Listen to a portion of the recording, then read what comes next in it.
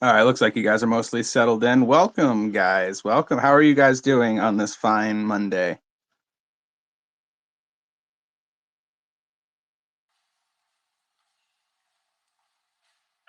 Doing good, doing good.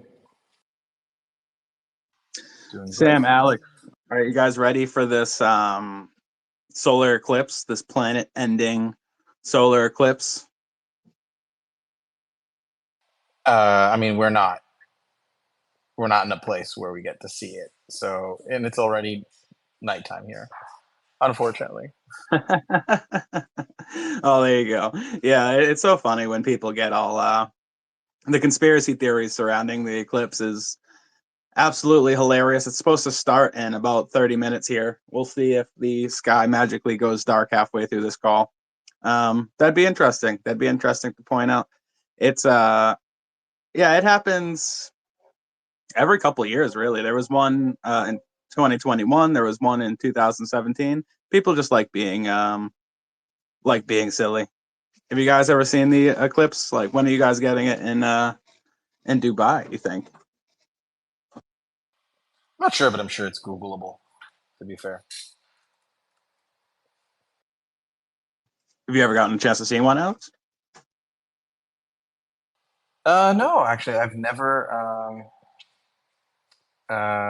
seen a solar eclipse before in my life. I believe I've seen a lunar eclipse when I was much younger, but not a solar eclipse. Right on. The lunar eclipse is a little more common. What about you, Sam? You ever see a solar eclipse? Honestly, don't remember. Yeah, we had one in 2017 in North America, and I'm always trying to look at the solar eclipse. I saw that show Heroes back in the day, and I'm always trying to get superpowers off that. Yeah. Oh, dang, that was such good. What was that, Sam? Yeah, Heroes was awesome. Yeah, so I'm always trying to look at solar eclipse, trying to get my powers going. You know what I mean? Like, it's so silly. But yeah, tell us, guys, what's going on? What's the latest happening with you guys behind the scenes?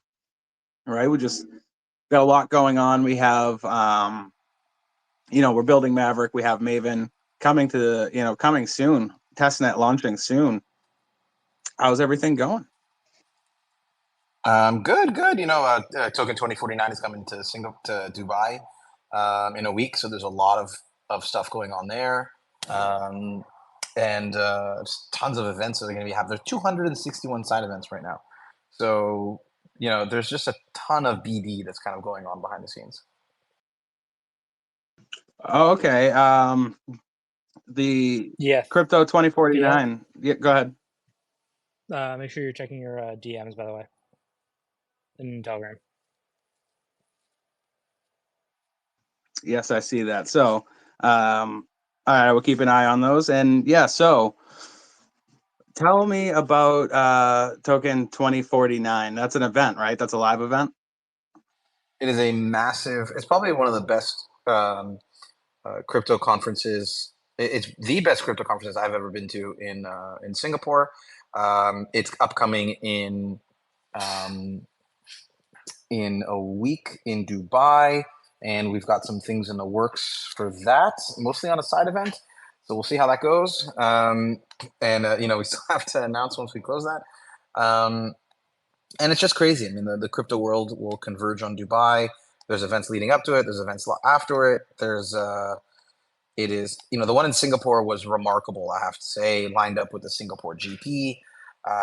And um, it's, a lot of time these crypto conferences can be cringe. And this is one that is definitely not cringe. It is full of, both high quality projects, high quality speakers, and attendees. So it's going to be pretty exciting.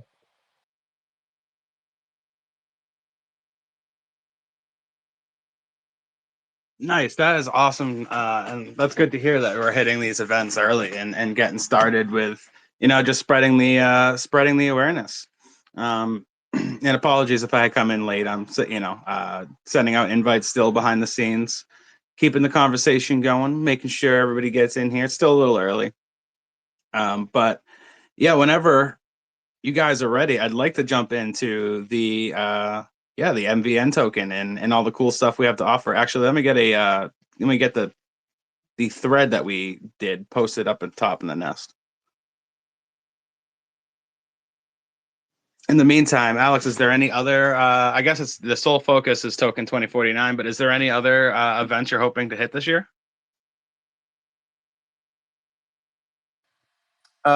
Yes, but I can't go into those details before we sign a contract with them. So I will keep that one under wraps.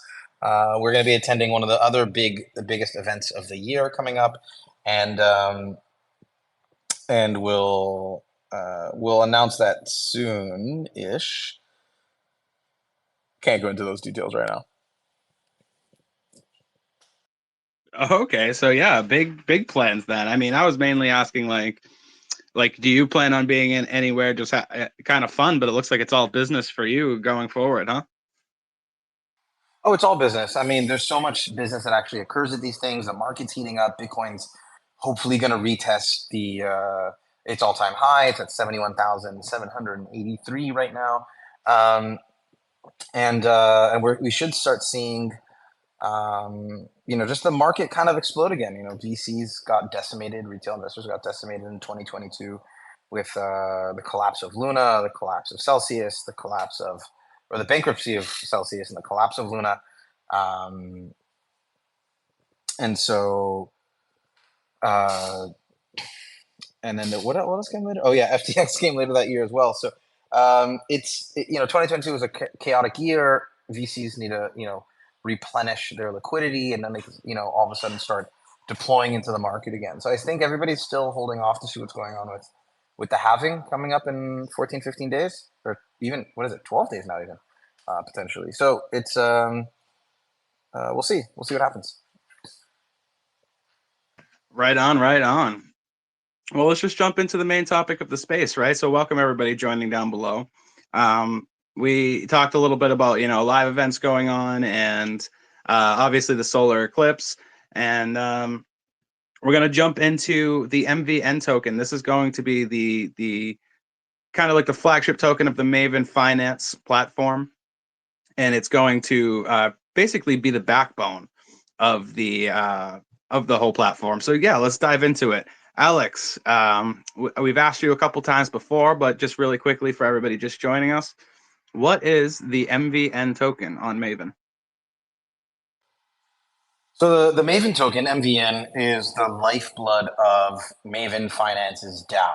And unlike other DAOs, which are just a DAO in name, they're just a facade. Really, the dev team controls it behind the scenes, or they allow you to just, do some lending, do some borrowing, but there's no actual governance there. So with Maven Finance, we actually built a full DAO through and through, full governance, upgradable smart contracts, and the Maven token is really the lifeblood of that all. So in order to change any parameter of the DAO, in order to upgrade any contracts, change the business logic, to change the algorithm, the staking mechanism, to vote on yield farms, signing price feed oracles, it all revolves around having the Maven token MVN. So that's just the beginning of it. And we could dive into each little piece of it.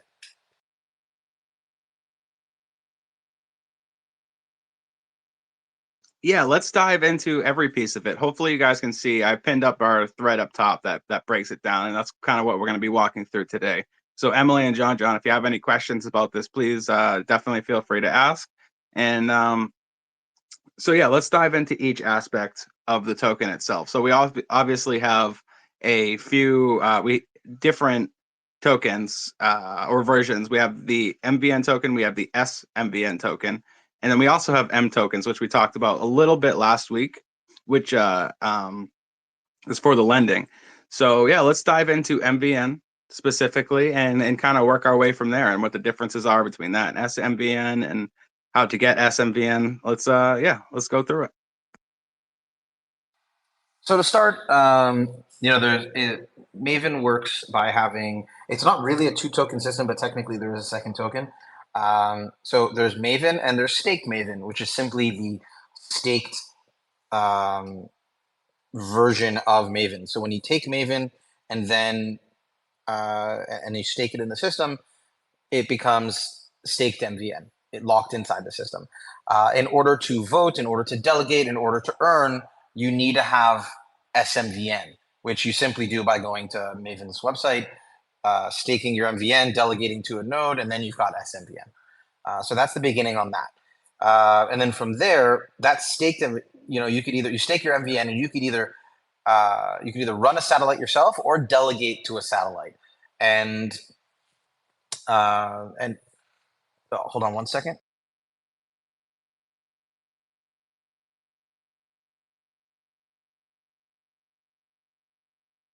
And if you guys are sorry, Alex, go ahead, get ready. I just wanted to quickly say, yeah, and we'll jump into a little bit of what a satellite is if you guys have questions about that as well.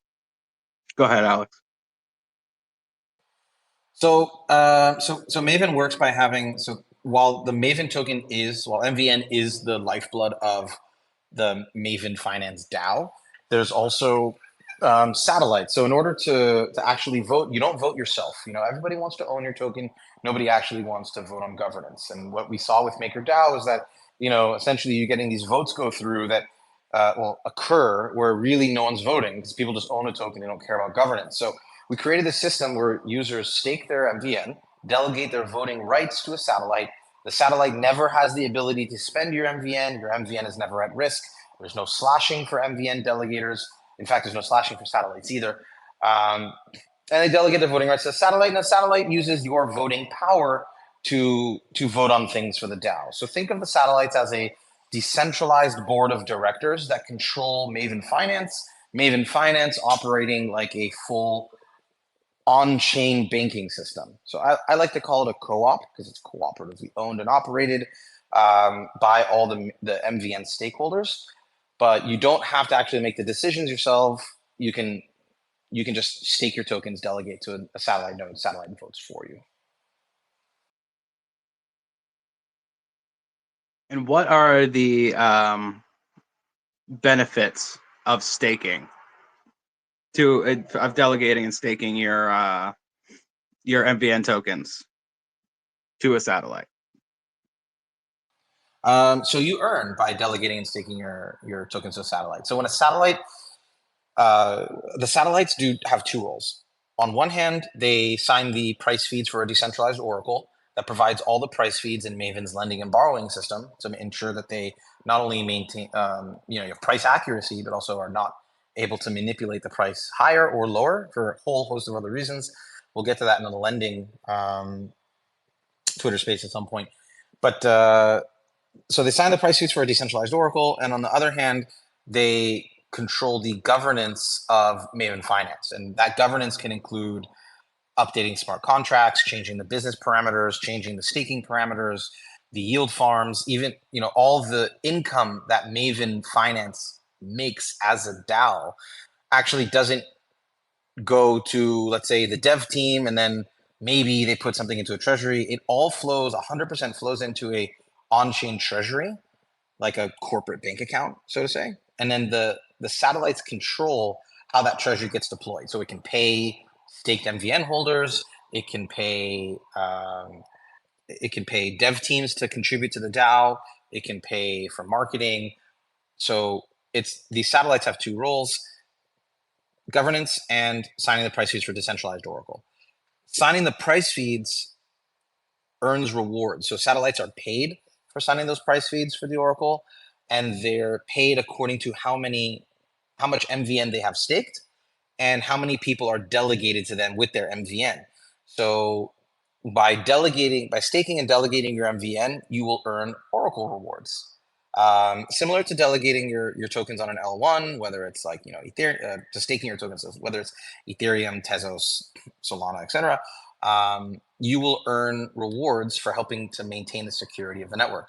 Separately, there are rewards for governance. They're small, they're more symbolic than anything else. And then again, the satellites control the distribution of funds from the treasury. And so the satellites can actually, in a form, pay staked MVN holders for their contribution to security. And when you do stake your MVN, so how do you know that you're staked? And I guess a separate question would be, will it reflect in your wallet? Like, will the tokens leave your wallet and be stored somewhere else with a satellite? So how does that work? Sam could probably go into the nuances a bit better than I can here, but essentially the MVN gets locked into a smart contract. So once the MVN is staked, it's out of your wallet, but it's not in control of these satellites. Sam, if you could chime in here, I could be mistaken on something.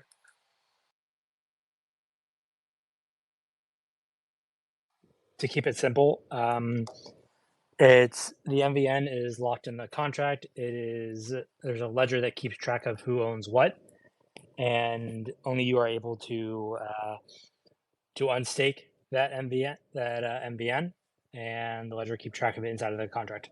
That's the easiest way to get into it without getting all super techie on you guys. Right on. And just as a reminder to everybody below, feel free to come up if you have questions. The best way to explain this stuff is not,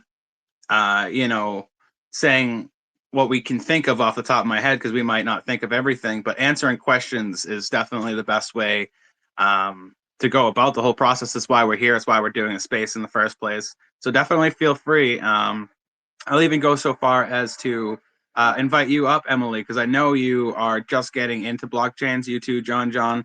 So I'd love to get questions from your perspective, right? Because you might just go right back to I'm confused. What is this token again?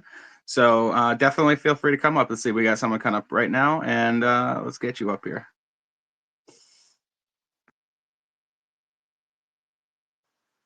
Welcome, Emily. Thank you for coming up. Yeah, thank you. There was a bit of a delay, so I'm just catching you now. Thank you for having me up, Theo. Hi, Alex and Sam, John. So I, yeah, I am new to the blockchain. There's stuff I know. You guys have explained a lot of things. My question would be really even more basic. Thank you for your patience for my basic question, and here it is. Why stake at all? Like, I understand the rewards process. That could be a direct what's in it for me, but what's in it for you is my question. Like, why offer this as a service? What are the benefits all around? That's a great question. See, that was such a good question. And it really is about keeping the platform secure, put in simplest words. But Alex, I'll let you take over. Yeah, no, I mean, I welcome all questions, and believe it or not, that sometimes the simplest questions challenge our understanding of how to answer something simply as well, because we kind of tend to over-engineer these things in the space. But why stake at all? So there's obviously the economic rewards portion of like, okay, well, if I own MVN and I stake it and I delegate, then I earn. That's easy, right? You own something, it pays you, done, right? That's from the user perspective. From why we built it this way, there's a couple reasons why we decided to design the MVN token or the DAO in this capacity where it works in tandem with the MVN token. And one of them is, well, for starters, we needed a way to secure the decentralized oracle. Because if you look at Chainlink and the way that they do oracles, it's actually run on a multi-sig. So it's actually not that secure. There are different price feeds that come in and it aggregates those price feeds, but theoretically speaking, it's run by a multi-sig. And we needed a way to decentralize that element. And so by having a token that represents it doesn't represent the voting weight necessarily, it represents the payout weights, but you cannot run a satellite without having MVN, and you get paid according to how much MVN is delegated to you. So it adds a layer of additional security to the element of a decentralized oracle, where on Chainlink it's a multi-sig, on MavenFinance it is actually decentralized. It's operated by a DAO.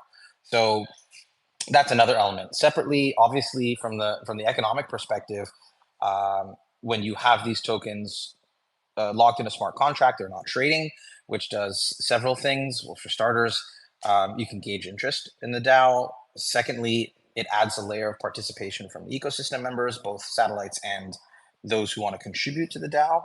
And thirdly, obviously, how economics works with less of something in circulation. Thirdly, or I don't even know what number I'm on yet, but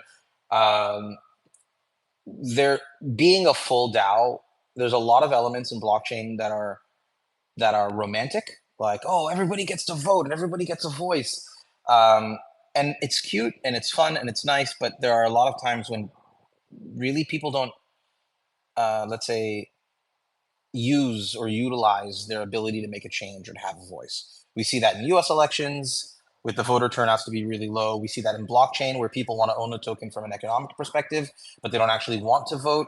And so by having these tokens locked and off the market and staked, ensure that these stakeholders can not just buy your token for the sake of earning, but that they lock that token, it's secured off to the side, and that they delegate their voting rights to somebody else who will vote on their behalf. So, you get a lot of times when people are too busy, people forget, there might be a lot of votes, there might be not many votes, and they can actually actively contribute, not just by buying and holding this thing because, okay, it's liquid, you own it, maybe your voting rights get delegated in a liquid way. But unfortunately, we've seen in blockchain that there's really not a lot of participation that way. And so when you lock your tokens and delegate them to somebody else to vote for you, and you get paid for that, there tends to be a higher participation rate from the represented, from the representative democratic, let's say, the elected representative in that sense. So that's really, there's a multitude of reasons of why doing it this way. I love that. Theo, if I can just basically respond. Alex, thank you for being so thorough. You've hit at many aspects of why stake, and one that I was actually personally after, which was the scarcity effect, right? To create scarcity to, and I might be incorrect here, but to at least protect the value of the token, so it's not there's not too many. I don't know. I'm explaining myself very simply. Is just that in the discourse that I've been in, and in the conversations that I've been able to listen to, where staking was offered or explained, it was really from the perspective of what's in it for the holder. And for me, I guess I want to know, but I mean, like, nobody does anything for nothing. Like, I thank you for the benefits, but why are you doing it? Certainly it needs to be more profitable for you than for me, right? Because even if it's a DAO, well, maybe I'm incorrect here, and that's a jaded part of myself. It needs to be more. You're spot on, and I work exactly the same way, Emily. It's why me and Alex get along. Alex operates very much that way as well, and yeah, it does help ease the sell pressure, right? Because people would rather hold their tokens, delegate, or stake. Hopefully, Yeah, that's it. Well, exactly, Theo. And I'm gonna end in with this, is that the participation aspect of it, that also made a whole lot of sense, because you're right, right? And it's a, like, I guess the teacher in me is like, oh, that's very clever to make sure to change the habits, right? To bring a new habit of participation, and does go a little beyond and just like having something that is maybe more fair economically, but changed actual behavior. So yeah, basically, I appreciate your answer, Alex, and I'm done. Of course. I mean, there's a couple things that you touched upon that I'd like to elaborate on. So for starters, I mean, everybody thinks like, oh, we're locking the token off the market, and therefore the price should go up. But that's not. There's an element of like tokenomics, or literally it's called token and economics mashed up into one word. There's an element of that in there for every chain that does some form of locked staking, right? Or every platform that does locked staking. But it's also from a build perspective, it's also a lot easier to have these tokens that are staked that don't move, and they're not liquid, moving from one person to another, being put into a DEX, being put into lending, they're putting into borrowing, they're putting into trading, they're putting onto a centralized exchange. Oh, Alex here. Emily, can you hear him? I can't hear him. Oh yeah, you're good, Alex. Too. I can hear you loud and clear. Yeah. Oh, okay. So it's Perfect. just me. Great. Alex. So That's perfect. it actually makes it, well, now Theo can't hear me. Theo, I heard you, but it actually makes it a lot easier to build a system where the tokens are locked and you can understand who owns what, who's delegated where, and it's not actively trading or being transferred. Now, once your tokens are staked, you can delegate them to a satellite with no extra fee outside of like, you know, your standard network transaction fee.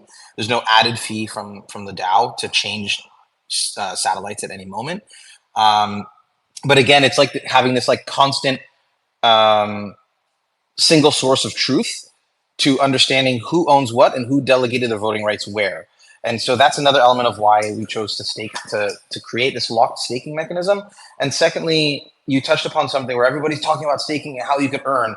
And unfortunately, most people don't realize it's like, oh, well, you you stake these tokens, and in the beginning, sure, it's from either from inflation, which we don't have. It's capped at 1 billion tokens, and then only once it reaches like 80 or 90% of the token supply is circulating, then the DAO can vote to have inflation or not. It's up to the DAO's decision. It's not up to us. But what some people don't realize is, okay, in the outset, the staking rewards are artificially produced by having like this group of tokens on the side to pay stakers. But then what happens when those tokens run out? So with everything, again, as I've mentioned, Maven Finance, when we launch it, the Mavryk Dynamics team does not control Maven Finance. We don't control upgrades. We don't control the oracles. We don't control the lending. We don't control the borrowing, as opposed to most other decentralized applications, which are decentralized in name for the most part. You know, they launched the lending. You have a V1, and then they launch a V2, and everyone has to migrate their assets over to the V2. You don't get that with Maven because the DAO can upgrade itself via governance. The whole governance model is built that way. And all the satellites get to vote on it. But more so that once you run out of those tokens for staking, where it's this artificial yield, so to say, how do you get yield for staking? There has to be some form of, it's either inflation or from profits or from wherever. So as mentioned, repeat it again, unfortunately. So Maven Finance is a full DAO through and through. Once we launch it, we don't control it. And that includes the treasury as well. If our team wants to get paid by the DAO for our contributions to the DAO, the satellites have to vote on it. We don't just unilaterally get paid and then hopefully contribute something to a treasury. No, the treasury has to actually vote to pay us or another dev team. And so as that treasury fills up with profits, it can buy MVN off the open market in order to do several things. One, replenish the treasuries used for paying the satellites for their work, because they get paid in MVN for contributing to a decentralized oracle. And two, well, I guess this treasuries can, we have got treasuries for investments and treasuries for governance. We have a bunch of different sub treasuries, different conversation, different space. But two, so as we run out of the initial MVN to pay stakeholders, the treasury can buy MVN off the open market, and then pay the people who are contributing to the DAO. So how are you going to then know who's contributing to the DAO? Is it just the satellites? Is it all the token holders who have liquid in circulation, liquid tokens in circulation that are delegating? Or is it the people who have staked their tokens, locked them off of the market? There's no time lock, by the way. You can unstake at any time. I'll get to that in a moment. But so the DAO will buy the treasury, reset. Satellites can buy MVN off the open market, replenish the treasury for paying for paying satellites and their delegates, and then we want to pay people that were active in participating in the DAO. And so by staking, we give the platform an easier mechanism for understanding who is actively contributing to the operations of this fully decentralized DAO, and who might just own it for the sake of owning a token on the DEX. They can freely trade it on the DEX, but they're not going to be receiving rewards. So there is this supply and demand situation that occurs with all lock staking, but there's also this: how do we repay people who contribute once the initial tokens wear off, like when we're doing it off of profits, once the DAO is doing it off of profits? And that locked staking mechanism is a very simple cut way to do it. That's brilliant. And I just, one last thing, multi-sig is multi-signatures. That means that people who have the right to kind of sign off on transactions, right? Basically, yeah. I mean, you can have like, let's say like a 5 signature multi-sig. So you'd have 5 people, well, or one person holding all 5 keys, but it's essentially meaning that you've got 5 keys or 5 people that would need to sign off on something in order to make it to make a transaction occur. So it could be a 3 of 5, meaning you need 3 people out of 5 or 3 keys out of 5. But again, one person, and we've seen this on multiple quote unquote decentralized applications where it's like, oh, we've got 7 signers for our multi-sig and we need 5 out of 7, but one guy's got 4 keys and like his buddy's got the other 3. So, or well, 2 in that case. But so when you decentralize it by having these satellites, as long as you stake MVN up to a certain amount, we haven't released the number yet. We were playing with that, but as long as you stake MVN and you can run your own satellite. And so there's no real, there is slight satellite governance, but it's negligible. But there's no like, okay, we're going to keep all the keys for ourselves and we're decentralized in name. No, we're decentralized by nature. That's wonderful. I yield the mic, but yes, I love it. Thank you so much. Thank you, Emily, and welcome, John. John, welcome, man. You were in the space last week, if not a couple weeks ago. It's good to see you again. How you doing? Yeah, hey Theo, how are you doing? Good day, Alex and Sam, Emily. Yeah, I'm just listening, and I guess the thing that I was like thinking about in terms of borrowing and lending. I guess these are just like maybe newbie questions, but it's sort of like my thought process goes towards borrowing for big purchases like a vehicle, a house. Like, I'm sure it's early days, right? But it it's kind of exciting because it gives someone maybe a thought process of like an alternative way to go about it. And so my question is sort of like in terms of, because all this other stuff you're talking about right now, I'm just processing it, so I don't have any questions about like staking and voting and the DAO and stuff. But it's sort of like if you borrow stuff and then it's like your ability to pay it back, is important. And what about if people don't pay back? Then there's usually like mechanisms to enforce, and you know what I mean? Not to get too into that, but No, I got your question. Like, how do you enforce that the repayments of loans on chain? Sure, yeah. Yeah. So actually, it's really easy. There's no real there's no real credit on chain, and so if all the loans are collateralized. So the only way to take a loan, let's say that you want to get a $10,000 loan, is you'd have to put $20,000 worth of Bitcoin or some asset. So if you want to get $1,000 loan, you need to put $2,000 worth of assets, and you'd be maxing out the loan that you can take there. It's best to do it above 200%. 200% is the minimum to initiate a new loan. But let's say, for example, someone doesn't repay their loan. Well, they've got, if you don't pay your $1,000 loan and you got $3,000 in collateral there, you can't withdraw the majority of that collateral. So if you want your collateral back, you have to repay your loan. And if, let's say, that collateral goes down in value, then there's a whole liquidation mechanism that we have in place. It's for another Twitter space, but someone, like anybody, again, it's open as a decentralized protocol. Anybody can come in and repay half of your loan and buy out. Like, let's say someone repays $500 on your loan, he'll get $550 worth of collateral. He'll make 10% for doing so. So there is so all the loans are over collateralized, and there is a liquidation mechanism in place, both in the smart contract and also with the front end. Yeah, it's very interesting. We talked it's a great follow-up question from our last space when we talked a little bit about lending and borrowing. And one of the methods that you could use this technology, again, I'm going to say it again, it's not financial advice, but it's just how my brain put the pieces of the technology together when it comes to lending and borrowing is, there's other things on this platform. There's MVN, there's staking, there's yield farms, there's lending, there's borrowing. There's a lot to use here.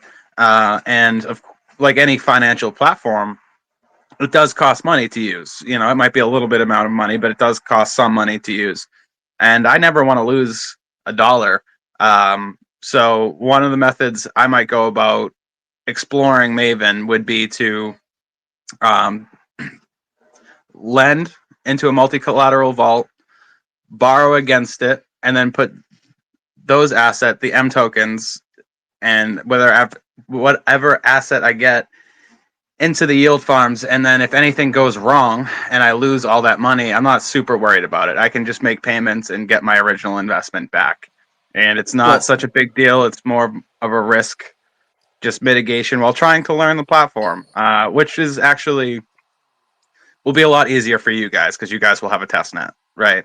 You guys will get to explore the test net first. The testnet's actually up and running for Maven Finance right now, but in that example you gave, Theo, you would lend to an earn pool and then get M tokens. So we should probably get into that. And then those M tokens as a receipt token hold value, and then you can deposit those M tokens into a vault, collateralizing the vault, and borrow against it, and then go buy, I don't know, more Bitcoin and put it into wrapped Bitcoin, obviously, and put it into the vault to help over collateralize that vault even more. So then you can put $1,000 of collateral into a vault in M tokens, and then take out a $500 loan, buy more Bitcoin, deposit that Bitcoin into the earn pool, take those M tokens from that Bitcoin, and then put it into the vault to help collateralize it. But to get into, so we got into MVN, we got into sMVN, and now we're starting to talk about M tokens. And M tokens, it sounds like it can get confusing, but I'm going to make this really as simple as possible. An M token is basically just a receipt token that you have deposited funds into Maven's bank, essentially. So the same way that you make a deposit into your bank account and you'll get a paper receipt saying, Emily deposited $1,000 into JP Morgan Chase, the M tokens act as a very similar mechanism. So Emily, if you take 1,000 USDT and deposit it into our USDT earn pools from which people borrow from on the borrow side, you will then get 1,000 M USDT. And so that 1,000 M USDT represents your ownership of the $1,000 you've deposited in the pool. When you earn interest, let's say you earn $10 interest, you earn more M USDT. So after some time, you might own 1,100 M USDT, which gives you the right to withdraw 1,100 USDT from the earn pools. And so that's really what these M tokens are, is just a receipt token, as we call them in crypto, an LP token, a liquidity provider token, usually used to kind of describe depositing liquidity into an exchange. With Mavryk, it describes depositing liquidity into the earn pools. And so we really made it clear cut. Maven, yeah. Thank you, Sam. And to bring it all home too, right? The M tokens. How do we track the 1-to-1 ratio? And how do we track the data for a lot of the stuff we're using? And that's oracles, and that's where satellites come in, and that's where MVN and go ahead. The actual 1-to-1 ratio between the M token and its pair, as in USDT and MUSDT, the pair of MUSDT is USDT and so on. That is tracked, and it's just through the contract itself. It's not using oracles. The second you deposit liquidity into a pool on Maven Finance, you deposit USDT, that contract that you're depositing the USDT into automatically triggers the contract automatically triggers the MUSDT contract, which then mints it straight to your wallet. So it's not even using oracles at that point. Like, it's simple. Okay, right on. Simple crossover and connection there. oracles are used to track the price to provide the price feeds that determine the price and the correlation between what you are lending and what you are borrowing, and what the collateral that you're providing. So it's used to determine those prices, which then provide the balance and for the equations inside of the different contracts that run this whole system. Got it. Yeah. Thank So you for that clarity. Yeah. to add to what Sam's saying, so the oracles are actually, and why this is why it's so important that we pay these satellite nodes for running these oracles, is when it's obviously, we want to create a system that is as easy to use as possible for regular users, right? But we also want to do that in a way that is not eligible to have manipulation or fraud or theft, etc. So if you guys remember the Celsius network, they basically had these contract. You send your tokens to them, and they centrally control your funds, and they centrally controlled how they priced, like how much the Bitcoin you sent them was worth. In the case of Celsius, the price oracles wasn't a problem, but in the case of a decentralized lending and borrowing system, we basically built a decentralized Celsius, if you think about it, all on smart contracts. Maven is fully built on smart contracts. But let's say, for example, not a good to connect us with Celsius, given everything, buddy. Well, it's funny because Celsius at times was claiming they were DeFi when they were everything the opposite, where Maven is actually all DeFi, and we can fully open source and show everything open source and how it works. So that's a stark difference between us. But it's when it comes to why the oracles are so important. So when you have a vault where you put your collateral in that vault, right? That vault only belongs to you and your address. But the smart contract doesn't. The smart contract, the vault itself, is a smart contract. It doesn't. You might have put one wrapped Bitcoin in there, but it doesn't understand what the price of that wrapped Bitcoin is worth. It knows it's there, but it doesn't know what it's worth. That's smart contracts for you. It's why we have oracles. So there's two mistakes. There are two issues that can arise handling the price of what you tell that smart contract is. Let's say us as a dev team or anybody essentially controlled that price feed. They could say Bitcoin is not worth $70,000. They could say Bitcoin's worth $1 million, and all of a sudden you can then go pull $500,000 out of the pools, liquidity pools. Or on the flip side, so they'd be taking a loan that really wasn't, Bitcoin's not really worth 1 million. You've now just drained the pools.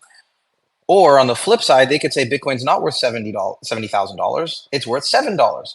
And now all of a sudden, all of these vaults that are using Bitcoin as collateral are under collateralized, and it opens up liquidations, and you can go buy out the collateral in those vaults for pennies on the dollar. And so that's why the Oracle system in Maven is so important to be decentralized and not run on a multi-sig. And plenty of people have talked about this with Chainlink, I'm sure they'll decentralize at some point, but there is a risk in running these systems on multi-sigs for who controls those keys and who signs them. And so Maven really is the lifeblood of securing the price feeds and the collateral, and therefore the security of all of Maven's lending. I want to play a little bit of devil's advocate here. Go ahead, Deb. Go ahead. Just to challenge you a bit, Alex, you're saying that multi-sigs are a dangerous kind of thing to be reliant upon. Isn't the MavenCouncil a multi-sig? How do we deal with that? I know you know the answer to that one, but I do appreciate the counter, the devil's advocate to that one. I love how you brought that up, Sam. So the MavenCouncil is a multi-sig. However, it doesn't actually control anything in the MavenFinanceDAO. So what it does control is only control given to it by the DAO itself. So Sam, hop in if I don't get all of the different powers that it has. One of which is, so in terms of treasury deployments, in order to act quickly, the Maven Finance, let's call them the MavenCouncil, is able to propose treasury deployment. So it can say, we want to pay this marketing team $10,000 to do an event for us. Do you guys accept? And then the satellites vote yes or no. The satellites don't do that themselves. They only accept or deny the request for funding. Separately, the satellites can, through the normal governance, because we have 2 stages of governance, but we're not going to get into that now. The satellites can request funding on their own, but it goes through a longer 10-day period to vote on that funding request. So the Maven Council proposes quick deployments of capital, where the satellites can on their own deploy capital within 10 days. Secondly, the reason for having a multi-sig on the Maven Council is when the DAO wants to go out and buy something with its treasury. Let's say there's $1 million in the DAO's treasury and it wants to go buy $100,000 of a tokenized real world asset on the Mavryk blockchain. If we just go out and the council votes and says at the satellites vote at 10:05 p.m., we're going to buy $100,000 worth of this token on this exchange, people can front run that exchange and manipulate the system, and then the DAO gets screwed in the end. So what we've set up is a system where the satellites vote to go buy $100,000 of X asset. They send that money to the Maven Council, and the council buys that asset and then deposits it back into the treasury, into the decentralized treasury that belongs to the DAO.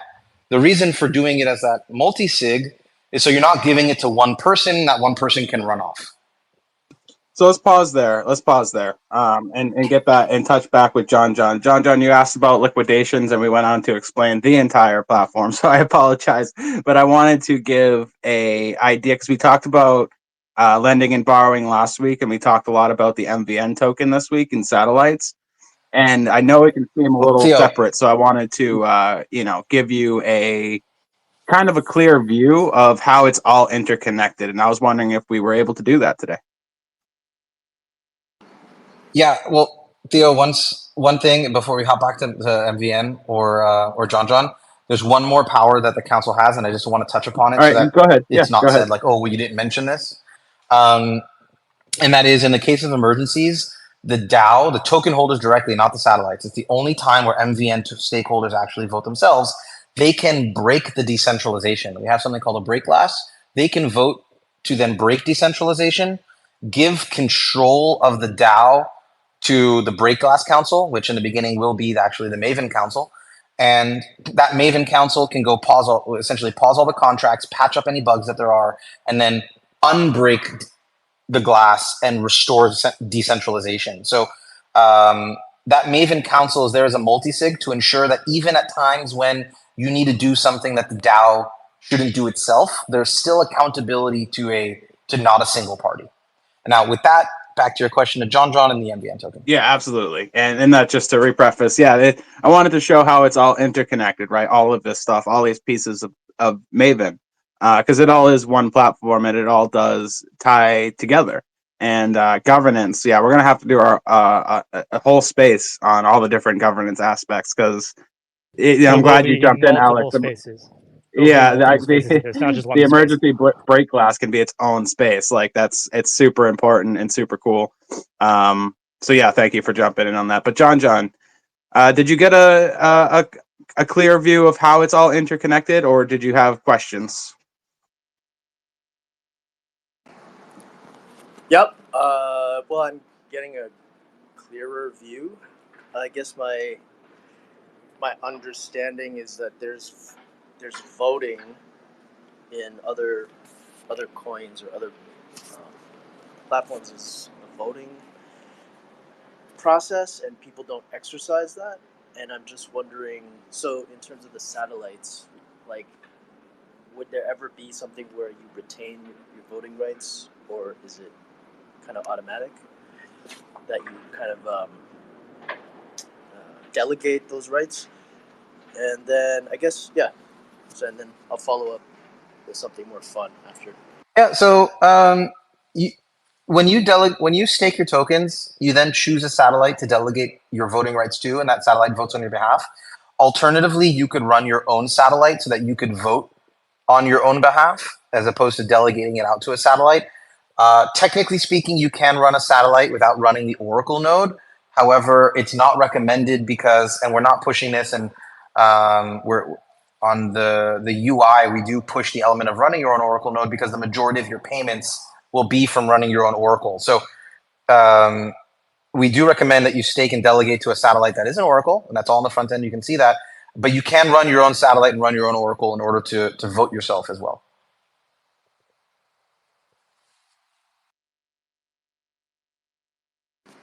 Okay, cool. Got it.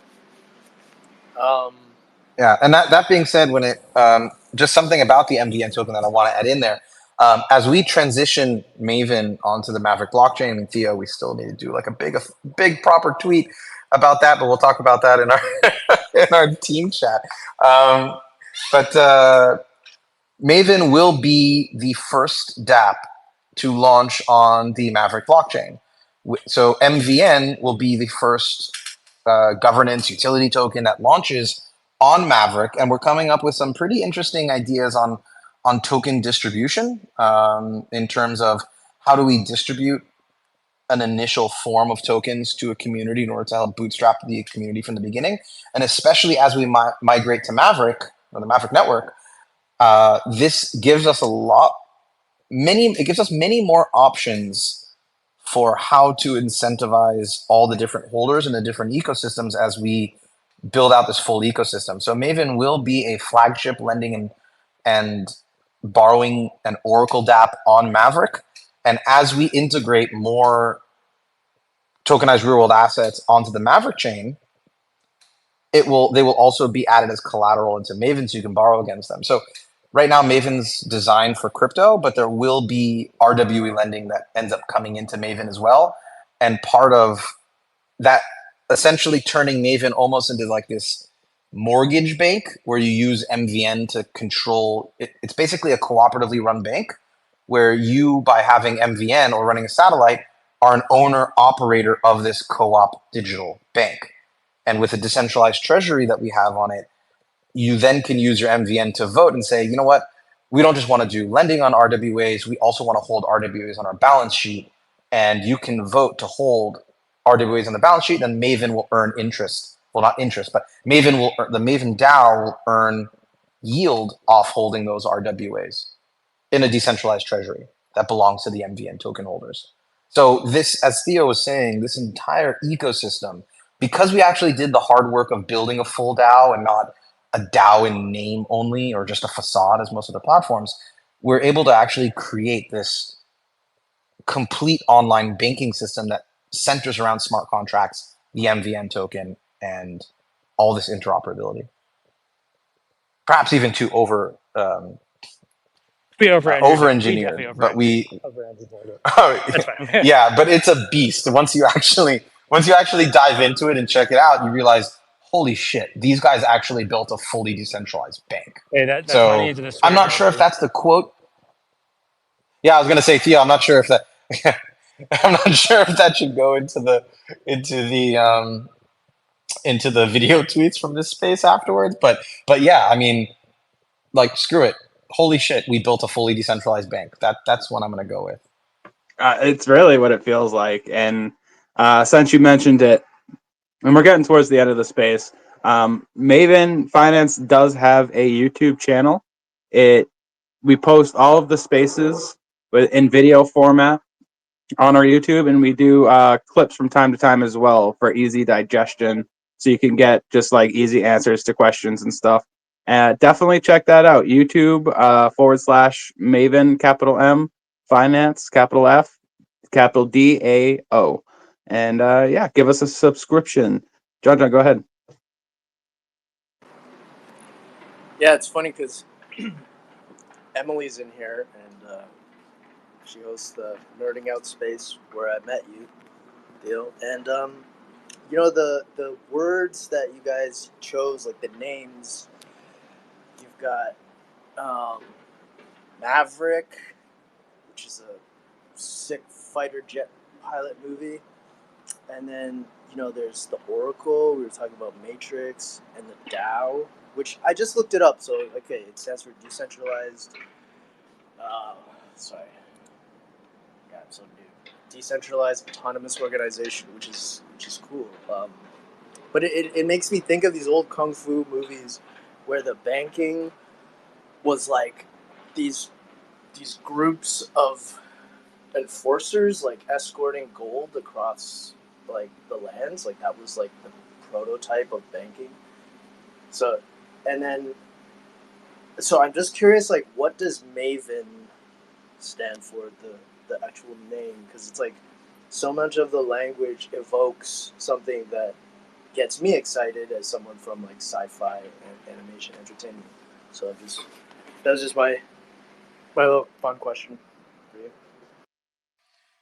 God, John, I love you because you've put me in a place where I get to talk about one of my most favorite topics with Theo, and that is the topic of, Theo, can you guess it? Naughty nomenclature. Welcome to the naughty nomenclature segment of Maven Monday. Let's get into it, dude. Yeah, John, you nailed it. I love nomenclature. I love the way we name things.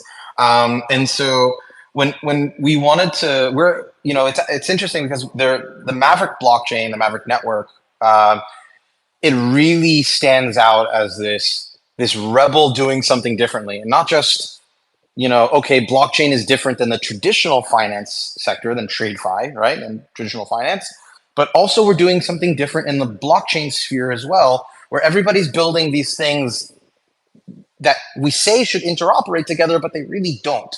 And so the whole blockchain ecosystem today is basically like one big Linux system. It's so haphazardly disorganized that technically you could do everything, but practically speaking, you can't do anything. And so what we're building with the Mavryk network is a more curated Apple-like experience, but because it's still built on a decentralized and permissionless blockchain, you still can do everything. So that's why we're using the Mavryk name for the layer 1 blockchain, Mavryk, because we're doing something different than TradeFi, and we're doing something different than the blockchain ecosystems in general do. So that's on the Mavryk side. Plus, also, who doesn't like Maverick? It's one of my favorite words ever. Growing up, it was one of my favorite movies ever. And Tom Cruise kicked ass in the second one. It took too long, but they did a great job. Now, beyond that, with Maven. So interestingly enough, the word Maven comes from an old an old Hebrew term, Mavin, which means like to understand. And in modern English, it basically means someone who is an expert in their field, because you understand it so deeply that you're an expert or connoisseur. So when we were thinking about like this DeFi app that has its own inbuilt Oracle system, doesn't rely on others, it is in and of itself an expert in what it does, there was no better term really than Maven. So that's where Maven comes from for the finance arm. And there you go. In every space you guys come to, every test that you guys do on our test net for the platform is one step closer to being a Maven, and a Mavryk Maven at that, right? Put the words together and we got something going here. So yes, continue to join us. Theo, M&Ms. M&Ms, that's right. So where are my M&Ms at? Let's see them represent my Mavryk Mavens.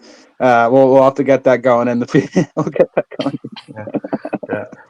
Theo, before we open up for any because we're kind of rounding off some of the time, we try and keep these about an hour so we don't overwhelm people and they can listen to them on their day to day if they weren't able to make the space. But there's one last part about staking in the MVN token that I wanted to touch upon that we didn't, and that is the staking and unstaking. So when you stake your MVN, there's no fee to do so outside of a normal transaction fee on chain, just a penny or so. I mean, they're relatively low on Mavryk. Extremely low, actually, if you think about it. And so when you stake your tokens, you then go delegate them to a satellite. Great. Now, let's say you want to change your delegation to another satellite. Again, small network transaction fee. Maven does not charge a fee for changing your delegation to a satellite. You can change it anytime, at any moment, at any, whenever you want, 24 hours a day, 7 days a week. When you want to unstake your tokens, so in order to ensure that, again, all of this is built around one system to ensure, scalability, security, efficiency in one robust network or one robust lending protocol. So there is a fee for unstaking your MVN. And that fee, it's available on our light paper on the site, but it follows a very simple principle. It follows basically like a curve on a graph, which is kind of hard. I mean, if you could imagine, like, I don't know, it's sort of like a quarter circle. But it works in a very simple principle, if I have to say this over a Twitter space. The more sMVN that is locked relative to MVN in circulation, the lower the fee will be, right? Because you have a plethora of that MVN locked in the network. This network, so you can consider it highly secure, and there's less floating around on the outside. The more MVN that is circulating unlocked, meaning that, and with less sMVN locked and securing the network, the higher the fee, right? Because if there's not a lot of staked MVN securing the network, those who want to unstake will make the network more unsecure, so the fee will be higher. And if there's a lot of staked MVN, so the network is highly secure, if you want to unstake some, then it's not really a big deal. Unstake some, sell it, put it into a DEX, whatever you want. Now, that unstaking fee is not paid to the treasury. It's not paid to the dev team. It doesn't go to the DAO. That's just really an interesting concept that we did.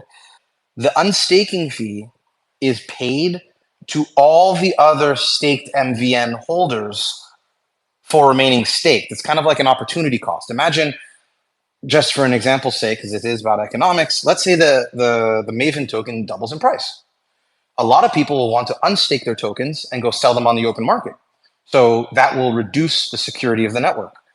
So as people unstake, those unstaking fees go to everybody else that remains staked and securing the network as an opportunity cost, basically to pay them for the opportunity cost of not selling.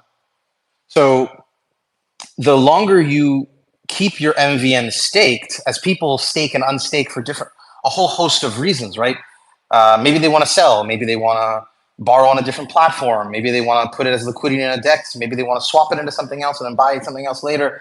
But the longer you keep your MVN staked in the platform, the longer you earn a percentage of these unstaking fees. So let's say, for an example, let's say you own 1% of the staked MVN that's locked there, right? Let's say there's 1 million MVN staked and you own 10,000 sMVN. So essentially 1%. You will earn 1% of the unstaking fees, your proportional amount.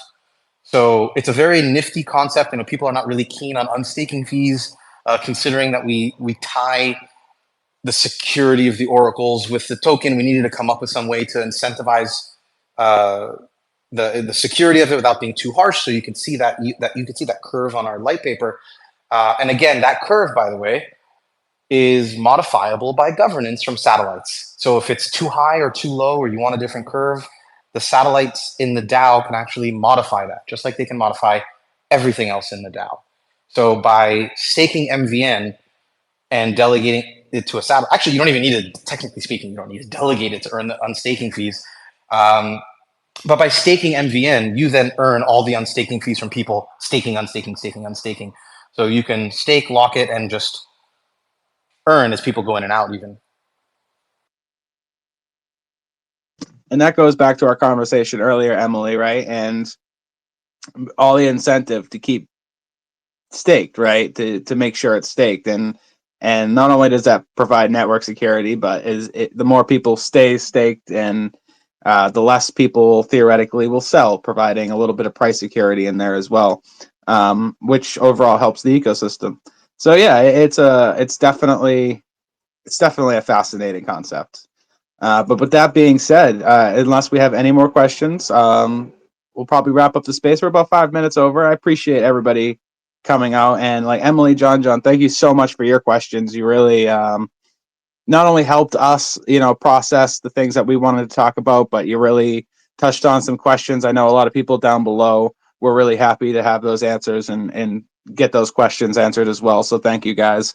And yeah, with that being said, we do have somebody coming up. Let's see if they have one more question, and then we're going to wrap up the space. I'm honestly happy to take any questions from anybody. This is one of my favorite topics, which is, the tokenomics of the MVN token. So, this is one of those that happy to dive into. Hey, Favy Doc, how are you? Good, good. You came up. You got a question? Yes, I have a question. I just joined this space not quite long, and I'm trying to look for the Maven Discord link, or there's no there's no Discord yet, or Telegram perhaps. Theo, if you can, it should be one of our pinned messages, but Theo, if you can put up top the Maven. Well, first off, Favor Doc, you can find it on our website, MavenFinance.io. And also, Theo, if you could pin something on top for joining the Discord, please. Yes, I checked the website, but the link on the website is not going. It says it's invalid.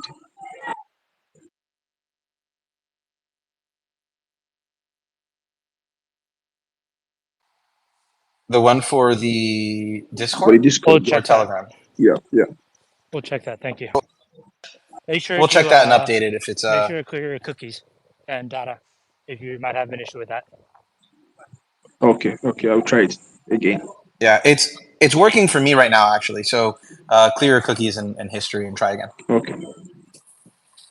And I did pin up the Discord link to the top for the Maven Discord if anybody wants to join that. I am pretty active there. It's bridged to Mavryk's Discord as well, so you can actually keep up with the conversation going on at Mavryk just by joining the Maven Discord. And we post the timestamps there, we post the videos there. So yeah, definitely join us and hang out. And then Yeah, Mutasco, you came up as well. Got a question? No, I just jumped in here randomly, and I think it was Emily probably that pulled me in here. But I was listening in, and it kind of got me really, really. I think I just want to commend you first of all because I'm just listening in. I'm just like kind of connecting the dots on what you're describing. And my question is, because it reminds me of MakerDAO's Endgame, the whole structure and the evolution of it, because they kind of said, MakerDAO core and the sub DAOs and whatever. Everything that you're describing, it's like that's what I see. And that gets me excited about, I don't know, Maven. I've never this is the first day, to be honest, that I'm seeing it. What caught my attention was the co-op part, the co-op banking part. And I was like, let me listen to this. But my question is, why is it a layer one? And if it is a layer one, um, what inspired this structure? And I know it could be a long answer. You don't have to. I'll try to flag this so I can jump in and learn more about it. But you have a very impressive structure. That's what I can say. But if you don't mind, comment on it. Don't worry about the length of the answer. Alex likes these kind of questions. Alex, to you. Oh, I love these questions. Music to my ears, but I will give you a very short answer, and then I'll elaborate a little bit more. And feel free to Goes cut on me for off. 10 minutes. Yeah. So, Mutasco, first off, music to my ears. When it comes to comparing it to, I mean, it's very flattering to hear that it sounds similar to MakerDAO's Endgame, because we do have a bit of a problem in the Web3 space. Well, this is going to be a longer thing on like relating to Endgame, but about the kind of more of like the theories on behind decentralization. We do have a problem in the Web3 space where everybody keeps talking about gradual decentralization. Decentralization is a spectrum, and they most of the time use that to justify launching something that they either didn't fully build or that takes a while to build over time, or they released a token, they needed to release some sort of utility afterwards quickly, or um, uh, or they will promise decentralization later and they take their sweet time doing so, and a lot of times don't actually enable that decentralization. I think one of Bitcoin's greatest things that it ever did, the greatest thing Satoshi ever did was launch Bitcoin, have it be decentralized, and disappear. And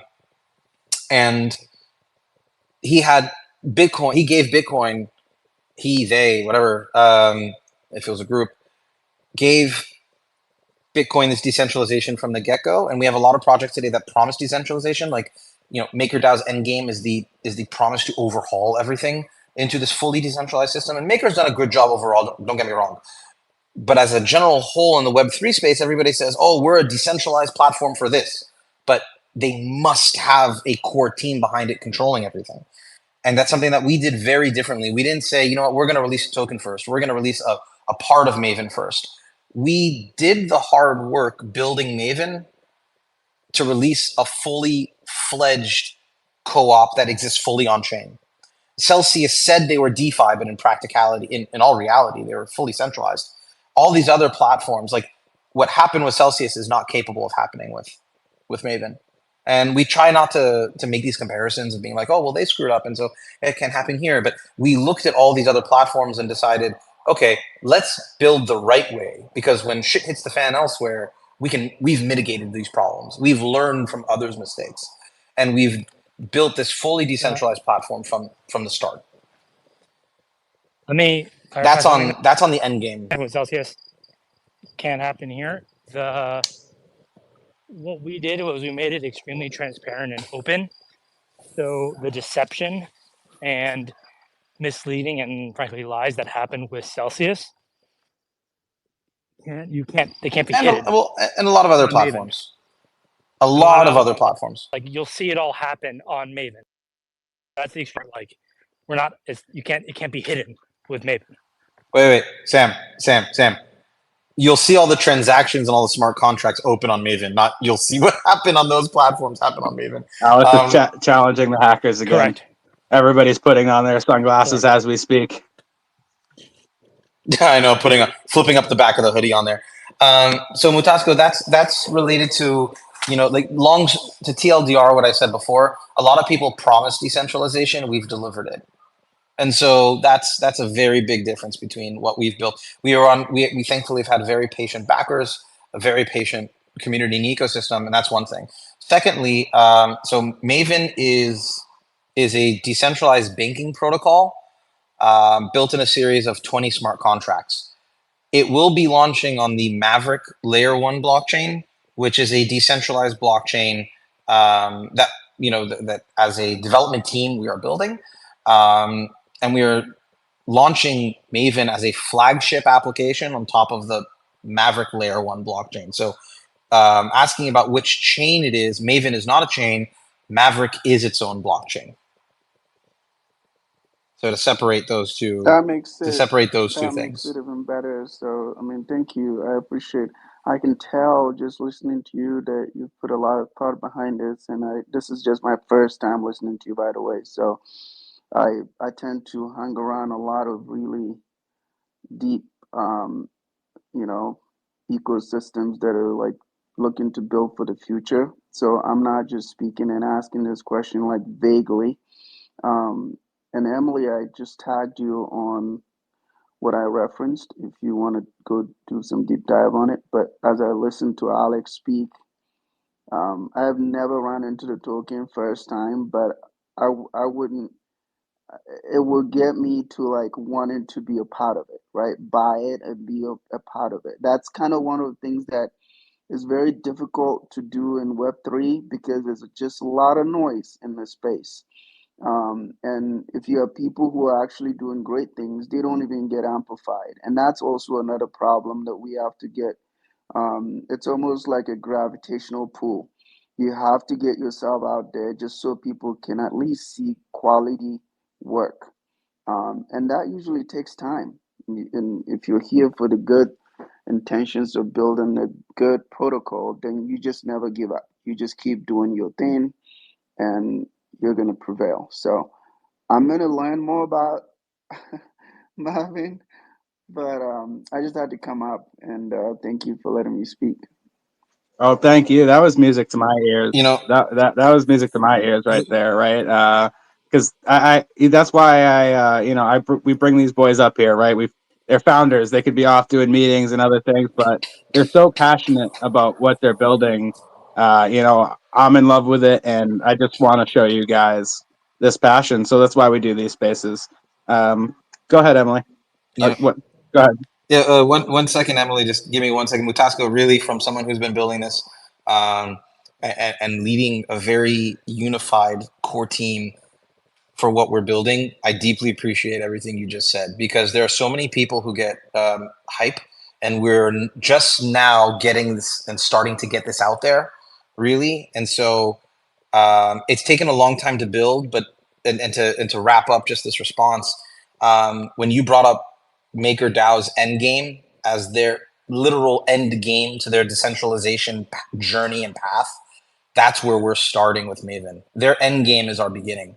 And so we're starting off decentralized. There shouldn't be an excuse to not have that on day one.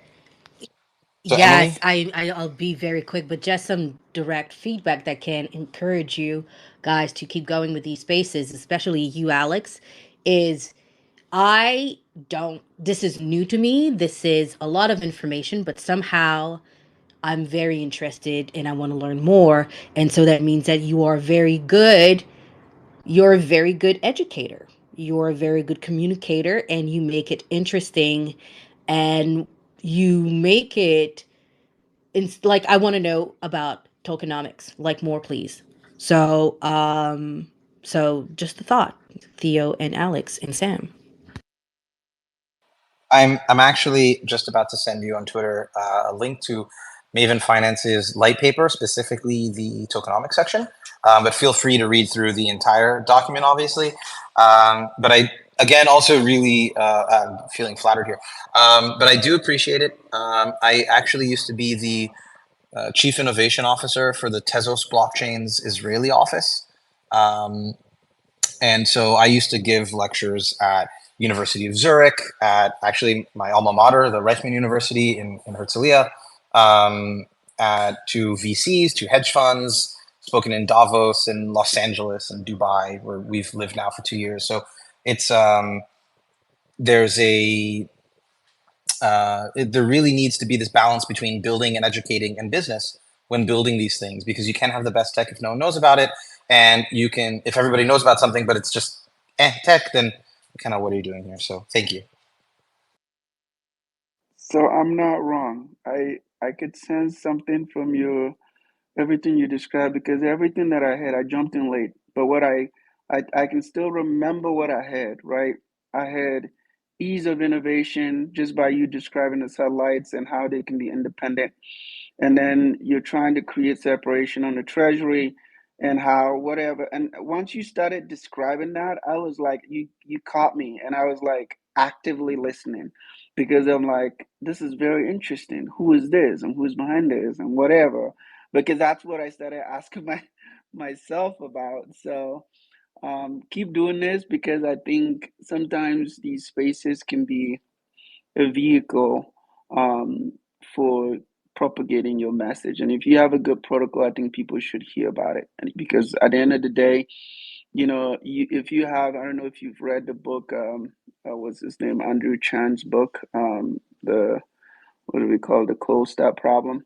He talks about atomic networks. So when you started talking about satellites, that's what came to my mind, because I'm like, okay, how do you build atomic network within a network? So if you have a blockchain and you're trying to build and create that ecosystem, are you just saying we're building an ecosystem, or you actually have it designed and enshrined within your blockchain, right? Because most people don't do it. They just talk about it and they're like, okay, so how do I participate? Or if I'm just coming in and I want to grow your model, what vehicle is there for me to do so? But I just heard you short, and I can see, and I haven't looked at it, but I'm sure the light paper is on the website. I'll go, open it up, because I like to read stuff that are intellectually stimulating. So thank you.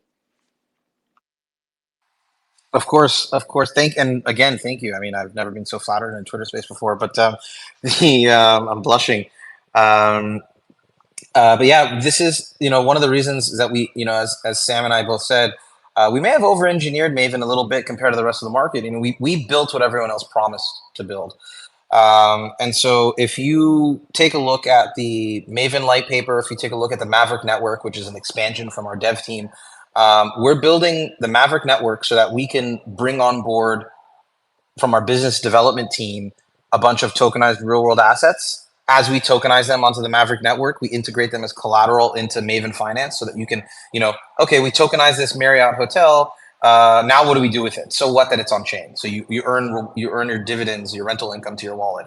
But now you can then use that tokenized hotel and use it as collateral for a loan on Maven, and then go, use your rental dividends to pay off your loan, and use that loan money to go buy another asset. You can level up your life. And so exactly as what you're saying is, we've structured and built all of our other products, and some of them are not even out of stealth yet. But essentially, we're building this massive ecosystem onto the Mavryk blockchain, Maven being the flagship lending, borrowing, and Oracle app. But I really welcome you to check out both the Maven light paper and the Mavryk light paper as well. Let's go. And then, hey, we have Kelly just joined the stage. Welcome, Kelly. Kelly was one of our first speakers ever in these Maven Monday spaces over 10 weeks ago. Welcome back, Kelly. Hi, thank you. First of all, I wanted to say I really like where the names were coming from. So that was great to hear some background about that. My question is kind of random, maybe, because it's not directly related to this, but I remember in the Commonwealth, one of the missions was to come up with a grant or a bounty program. And I know you guys were really, or at least with these spaces, you guys seem like you really want people to get involved. So I was kind of curious if you guys already have some ideas of what you would like to do with, I don't know, a grant or bounty program. What our ideas are for grants If you and already bounties? have ideas, or if you wanted to set something up. Yeah, are we going to provide that, Alec? A bounty program for like Mavryk or Maven for people to get involved is what I believe what she's asking, right, Kelly? Exactly.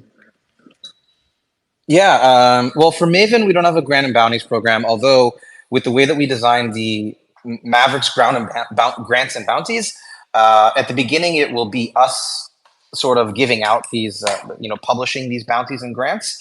We've actually built on-chain bounties and grants, since we've seen how many times the bounties and grants programs and other blockchains don't do well. There's no transparency. There's no accountability. There's no public accountability for it. So we built our on-chain bounties and grants as smart contracts, and you can see that on our site, maverick.org, and look at it there. The V2 of our bounties and grants will be the ability for other projects that are building on the Mavryk blockchain to then put their own bounties and grants for their own projects. So that bounties and grants page will be a place where you can then go either do a bounty or grant from the Maverick Foundation, or let's say Maven posts a grant or another DeFi app posts a grant. So that's one thing.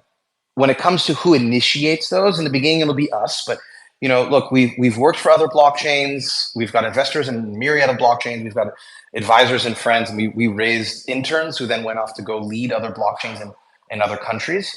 And we've had exposure to a lot of different chains. So one of the things that really, when it comes down to it, is yes, we'll be proposing those grants, but we're always up to suggestions. So in the beginning, we have what we want to see on board. Obviously, a lot of it's going to be centered around real world assets. A lot of it's going to be centered around building things for the protocol itself, mini dApps for the protocol, things that bring more value to the Mavryk ecosystem. But we're totally open for other bounties and grants that are not, we don't necessarily, we see things from our lens, from inside our bubble. And so we have a contact form that'll be going up specifically for suggesting bounties and grants. Now, some people have asked us for ridiculous things like to fund their own lives through the email so far. That won't be part of the bounties and grants platform, but things that benefit the Mavryk ecosystem or our shared common goal will be. And we also have a decentralized treasury for the Mavryk blockchain. And so eventually, actually, this can be abstracted from the foundation as well. So yeah, when I talk about like gradual decentralization, is you got to start decentralized first and then push further out. not start centralized then go decentralized. And to add to that, Kelly, that's kind of that's bounties and grants, which are probably a little heavier, but I wanted to touch on there will be quests as well, right? In Discord, we'll have our more meme competitions, more incentives with the testnet launches. So you'll see a lot of those things as well, little quests. I wanted to add that in there. Okay, cool. I'll remember that. Yeah, because I was going through the ideas of some people that posted some stuff on X, and there were some really nice ideas to get more people involved on Mavryk, and either to help them build something on it, or so it would be nice to like expand, right? So if something like that can come up, that would be, I think, a really nice opportunity for a lot of people to get involved. Oh, I totally agree. I can't wait till we have the Mavryk testnet launched, because I'll be pushing really heavily for other devs to like really get in there and come up with ideas and you actually get stuff built on the Mavryk blockchain. That's not just Maven, right? We're focused on getting Maven going, but Mavryk is going to be an entire L1 blockchain. I assume there's going to be much more built there, and yeah, we will be doing spaces, workshops, hopefully guiding people through that. You will definitely see more info on that for sure. Well, as a dev, I would sign up, so that sounds great. Yeah, it's not all these blockchains, they hyper focus around developers, and I like to say this all the time. Developers are really this is kind of turning into a Maverick space, but and I do have to go as we're taking the dogs out for a walk. We have 3, so that's going got to go for quite a that walk. was going to be the next question. Which dogs do you have? I have 2 Australian Shepherds. One is the mother of the puppy, so we have a son and a collie. Oh, that's nice. But on they're angels. And so, what is it? On the Mavryk bounties side, it's not all about just developers.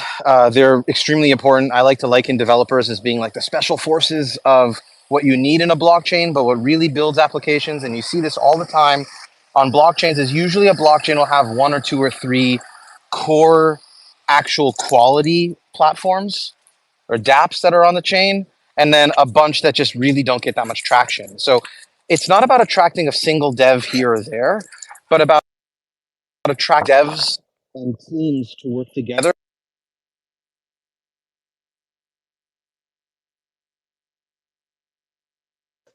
You rugged on my end. Kelly, can you still hear Alex? Partly. Okay, yeah, Alex, I think you're rugging now that you're outside walking the dogs.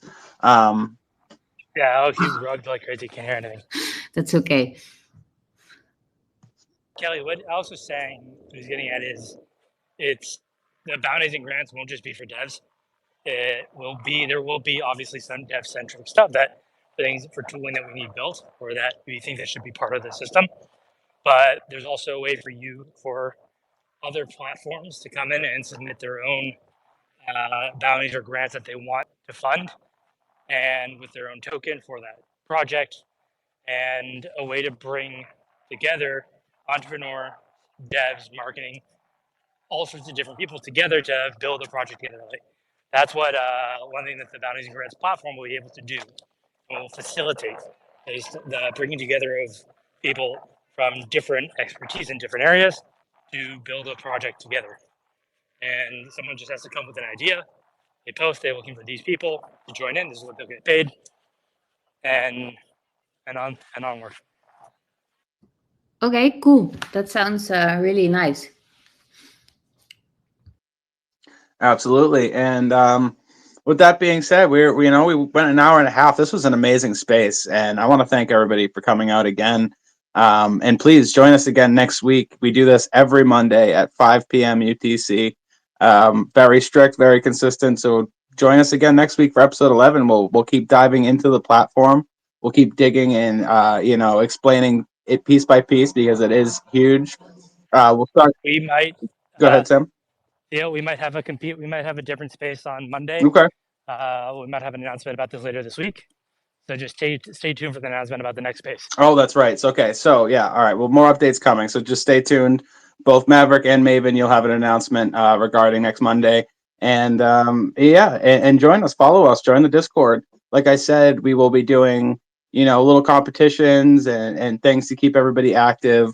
I know Discord has introduced the ability for game devs to release their own mini games onto Discord for the communities to play directly in the Discord. This is something crazy, right? So Discord's innovating every day. So definitely join us there.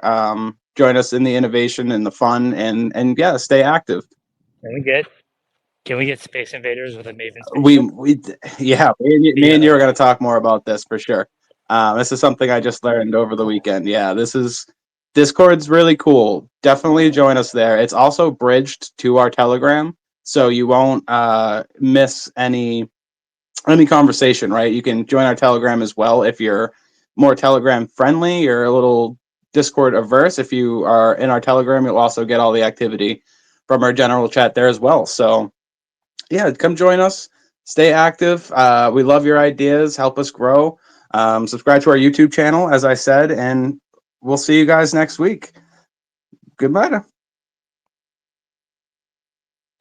Awesome, guys. Thank you all for joining. Have a good week. Go crush some work, guys. Thank you all. Yeah, let me try that again. My voice cracked. Goodbye now.